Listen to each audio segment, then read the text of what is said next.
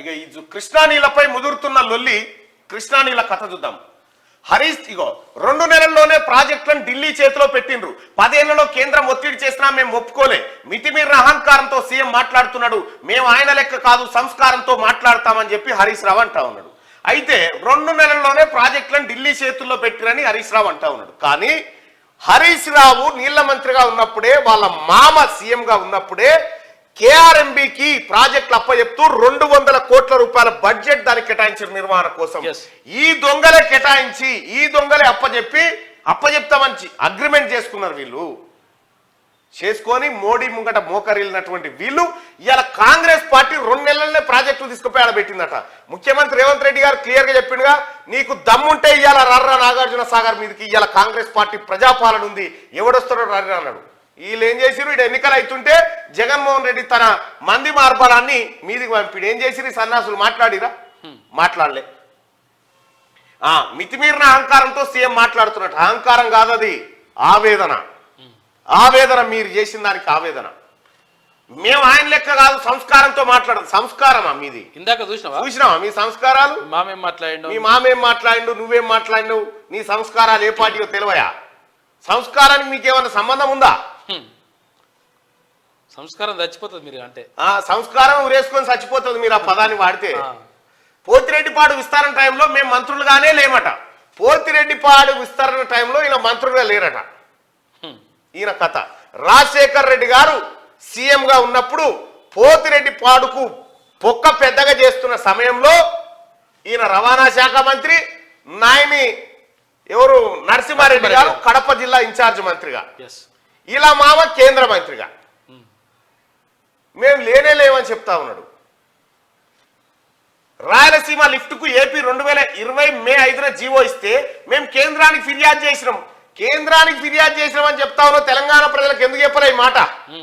ఎందుకు చెప్పలేదంటే, నీవు అక్కడ ఉన్నటువంటి కాంట్రాక్టర్కు లబ్ధి చేకూర్చడం కోసం నువ్వు నీ మామాడిన డ్రామా ఇది. రేవంత్కు సబ్జెక్టు లేక గాయగత్తర చేస్తున్నాడు, బూతులతో బుల్డోజ్ చేస్తున్నాడట. రేవంత్కు సబ్జెక్ట్ లేక, రేవంత్కు సబ్జెక్టు లేక ఉందా లేదా? రేవంత్ దాకెందుకు పోతానవా? మా ముఖ్యమంత్రి దాకెందుకు పోతున్నావు? నా దగ్గర చెప్పు నీ సబ్జెక్టు, నేను చెప్తా కదా. దగులుబాజీ రేవంత్కు సబ్జెక్ట్ లేదే జనం గెలిపించారు, మిమ్మల్ని బండబెట్టి తొక్కిరు. దగులుబాజీతనాన్ని ఒకటైతే వాస్తవం, రేవంత్ రెడ్డికి మీ అంత గాయగత్తర ముచ్చటి చెప్పే సబ్జెక్ట్ లేకపోవచ్చు. రేవంత్ రెడ్డికి మీలాగా బడివాయి మాటలు చెప్పే సబ్జెక్ట్ అయితే లేదు. రేవంత్ రెడ్డికి మీ మామ లెక్క దొంగ మాటలు చెప్పి తప్పించుకునే నాలెడ్జ్ అయితే లేదు రేవంత్ రెడ్డికి. మీరు చెప్పినట్టే మీ మామ కేసీఆర్ చెప్పిన బట్టెవాయి మాటలన్నీ రేవంత్ రెడ్డి చెప్పలేడు. ఆ విషయంలో రేవంత్ రెడ్డి గారు 100% వెనుకబడ్డాడు. దగులుబాజీతనాన్ని జనం ఎప్పటికీ సహించరు. ఏమంటారు చూసినా సోషల్ మీడియాలో మీరు మాట్లాడిన మాటలు పొట్టుపొడు తిడుతున్నారు జనం. నీళ్లపై అసెంబ్లీలో ఎంతసేపు అయినా చర్చకు సిద్ధమని ప్రకటన. నీకు దమ్ముంటే మీ మామ నువ్వు.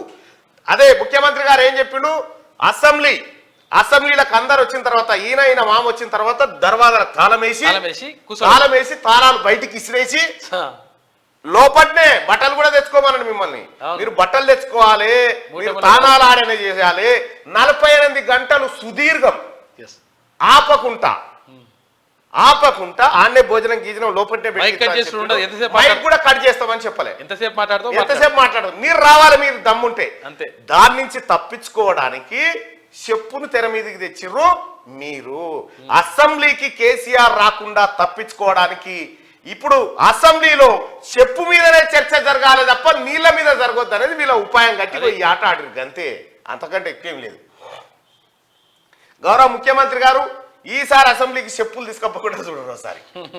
ఎందుకంటే సొంత పార్టీ వాళ్ళే కేసీఆర్ చెప్తూ కొట్టినా కొడతారు. ఆ లెక్కలన్నీ బయటకు వచ్చిన తర్వాత కాంగ్రెస్ అధికారంలోకి వచ్చిన 2 నెలల్లోనే ప్రాజెక్టులను ఢిల్లీ చేతిలో పెట్టి అడుక్కు తినే పరిస్థితి తెచ్చిందని మాజీ మంత్రి హరీష్ రావు విమర్శించారు.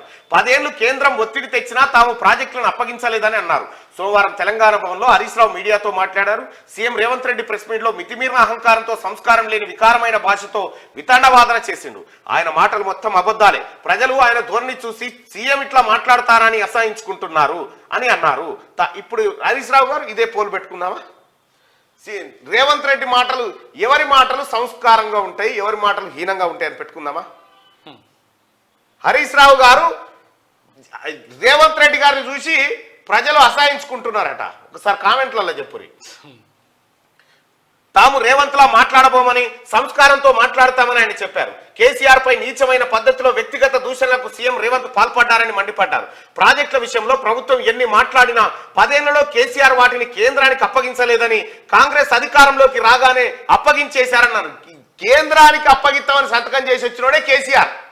అరే గుడి ఇక్కడ 551 టీఎంసీ ఆడి పోదాం, ఉత్తమ్ కుమార్ రెడ్డి గారి కౌంటర్ దగ్గర పోదాం అన్నారు. జనవరి 17 ఫిబ్రవరి 1న కేంద్ర జలశక్తి శాఖ కేఆర్ఎంబి మినిట్స్ లో శ్రీశైలం నాగార్జున సాగర్ కంపోనెంట్స్ అప్పగిస్తామని అంగీకరించినట్లు ఉందని తెలిపారు. నాగార్జున సాగర్ పైకి తెలంగాణ ఇంజనీర్లు వెళ్లాలన్నా సిఆర్పిఎఫ్ కు కేఆర్ఎంబి ఆదేశాలు ఇవ్వాల్సిందేనని మినిట్స్ లో ఉందని ఈయన చెప్పిండు. ఈ ముచ్చట ఓకేనా?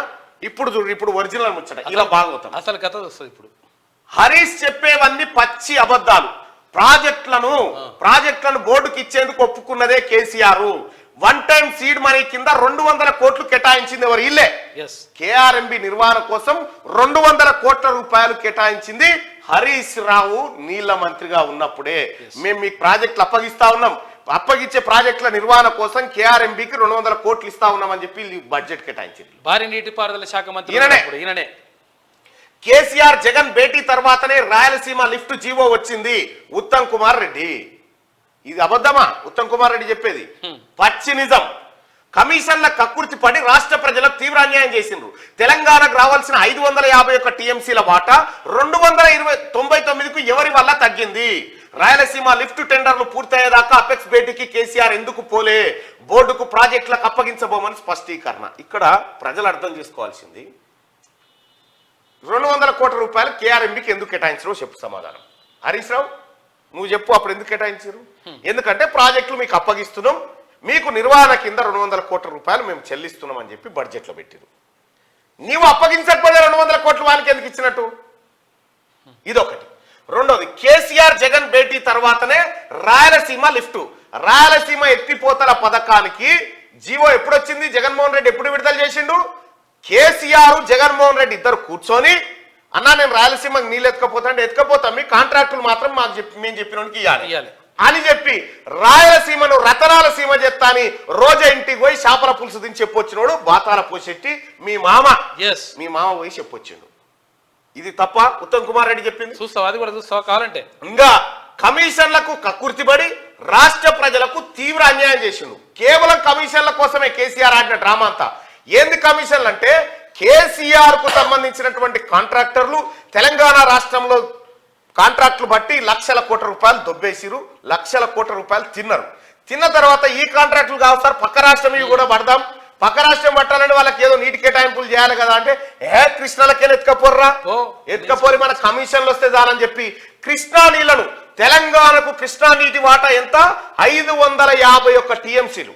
సోడిగా తెలంగాణకు కృష్ణా నీళ్ళ వాట ఎంత అంటే 551 టీఎంసీలు అయితే, అంటే మనకు రావాల్సిన వాట కృష్ణా నదిలకేని 551 టీఎంసీలు తెలంగాణకు రావాలి. కానీ కేసీఆర్ ఏం చేసిండరికైనా 551 మాకెందుకు 299 జాలు అని సంతకం పెట్టచ్చు. ఈడ లంగేవాడు అన్నట్టుగా, ఈడ లంగేవాడు 299 టీఎంసీలు మాకు చాలు, మిగతా రాయలసీమకి ఎత్తుకపోయారు అని చెప్పి జగన్మోహన్ రెడ్డికి అప్పచెప్పిన దొంగ కల్వకుంట్ల చంద్రశేఖరరావు. కాదా? కేసీఆర్ భాషలోనే చెప్పాలంటే తెలంగాణ నీటి వనరులను రాయలసీమకు దోచిపెట్టిన రండా అని చెప్పుకోవచ్చు ఆయన భాషలో. తెలంగాణకు రావాల్సిన 551 టీఎంసీల వాట.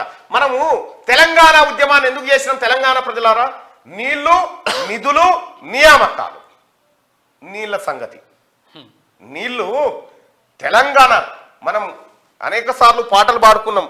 గద్దరన్న వాడినటువంటి దాంట్లో మా గోదావరమ్మ తెలంగాణను గుడ్రాలు చేసిపోయింది, కృష్ణమ్మ గంటెడు నీళ్ళు ఇయ్యలేకపోయిందని పాటలు పాడుకున్నాం. తెలంగాణ ఉద్యమంలో అనేకమైనటువంటి ఉద్యమాలు చేసినాం. నీటి ఉద్యమాలు చేస్తున్న సమయంలో ఈయన కేసీఆర్ ఏం చేసిండు? మన నీళ్లు మనకని వచ్చి మన నీళ్లు తీసుకుపోయి రాయలసీమకు అప్పచెప్పిండయా? ఇంతకు మించిన ద్రోహి ఉంటాడా తెలంగాణ? కేసీఆర్ను అమరవీరుల స్తూపం కాడ ఉరి తీసినా తక్కువే ఈ పని చేసినందుకు.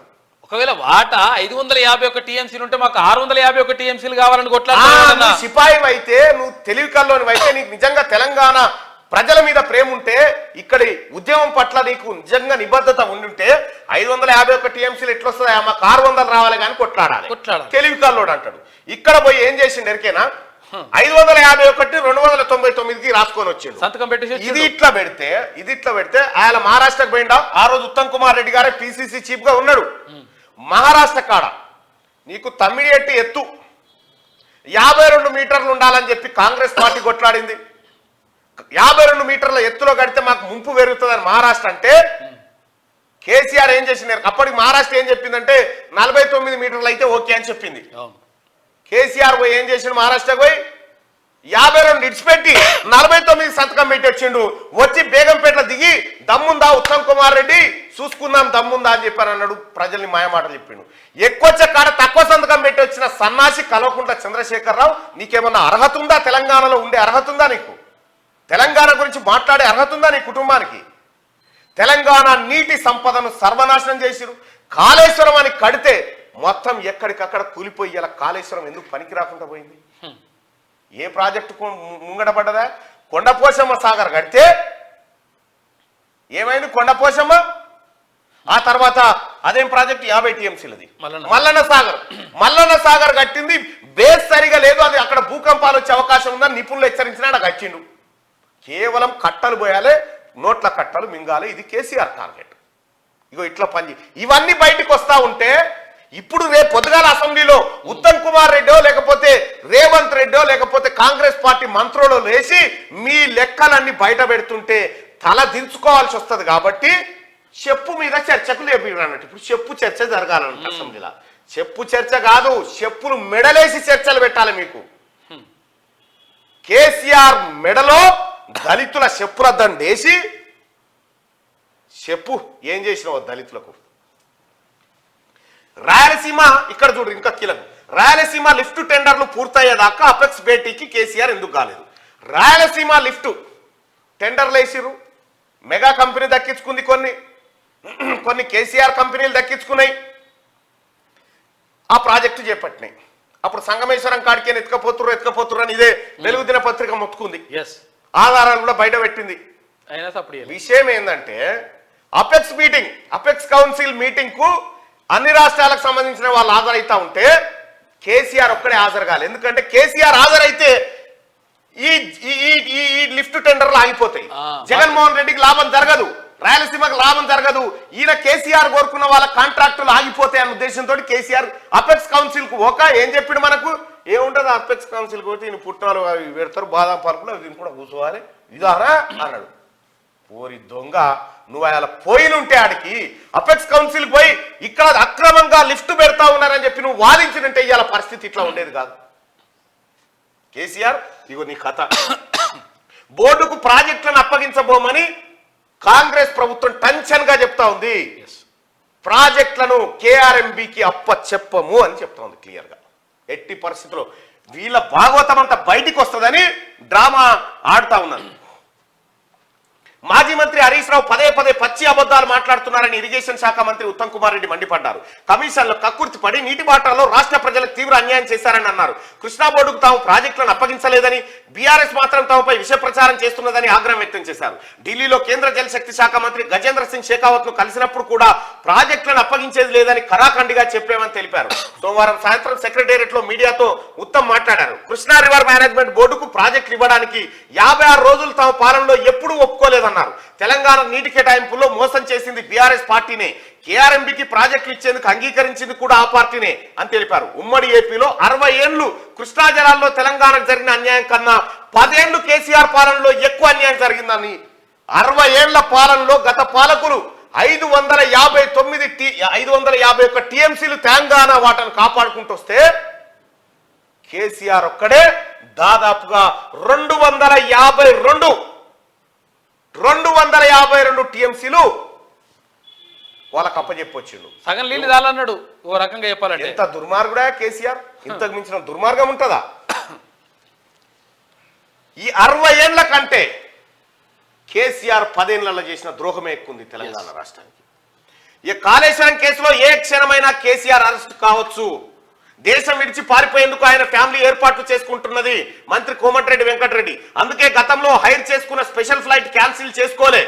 మాజీ సీఏ సోమేష్ కుమార్ దగ్గర 5,000 ఎకరాలు ఉన్నాయి. అసెంబ్లీ సమావేశాల్లో బండారం బయట పెడతామని ప్రకటన అంటూ మీరు దమ్ముంటే అసెంబ్లీకి రారు. ఈసారి అసెంబ్లీకి వచ్చి అసెంబ్లీలో మీరు చేసిన భాగవతం అంతా బట్టబయలు కాబోతా ఉంది. మిమ్మల్ని ఎవడూ రక్షించలేడు. మిమ్మల్ని అసెంబ్లీలో కూర్చున్న టీఆర్ఎస్ నాయకులే, మీ సొంత పార్టీ నాయకులే కేసీఆర్ ను హరీష్ రావును చెప్పుతో కొట్టకపోతే అడుగుంది ఆ లెక్కలు బయటకు వచ్చిన తర్వాత.